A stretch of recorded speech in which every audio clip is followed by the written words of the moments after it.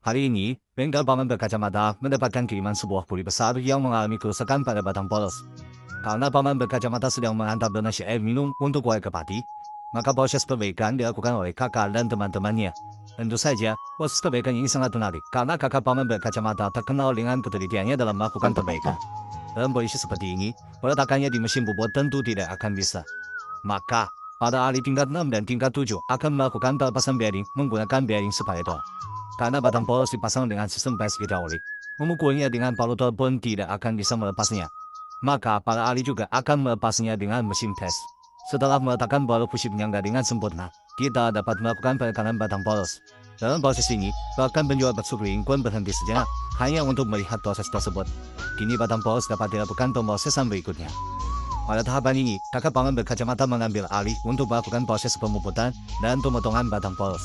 Dari potongan polos terlihat jelas bahwa puri ini sebelumnya mengalami patah, dan saya sendiri terkejut dengan kekuatan sambungan tersebut yang patah bukan di sambungan, melainkan pada bagian ujung polos gigi. Untuk mengganti alur gigi yang patah, sang ahli menggunakan potongan polos penggerak transmisi. Ini dipilih karena diameter lingkaran dan jumlah gigi sangat persis. Setelah mendapatkan data panjang polos, sang ahli melakukan proses pemuputan dan pembentukan bagian sambungan. Guna menghindari terpantangnya batang polos hingga ke negara Konoha, sang ahli yang cerdas menggunakan mesin gerinda. Berikutnya, sang ahli dapat memasang batang polos pada batang puli, melakukan pemukulan manja menggunakan palutor, lalu melakukan penyesuaian dan pengecekan kesejajaran.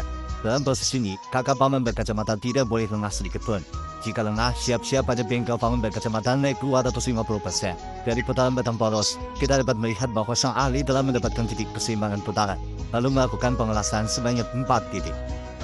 Setelah itu, dilakukan pengelasan menyeluruh menggunakan kawat tas berkekuatan tinggi.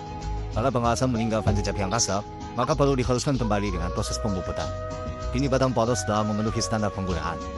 Tahap berikutnya, kakak paman berkacamata akan merangkai kembali puli tersebut.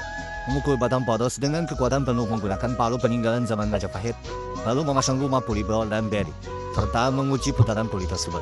Setelah melalui proses panjang ala kakak paman berkacamata, puli besar yang mengalami kerusakan kini telah selesai diperbaiki.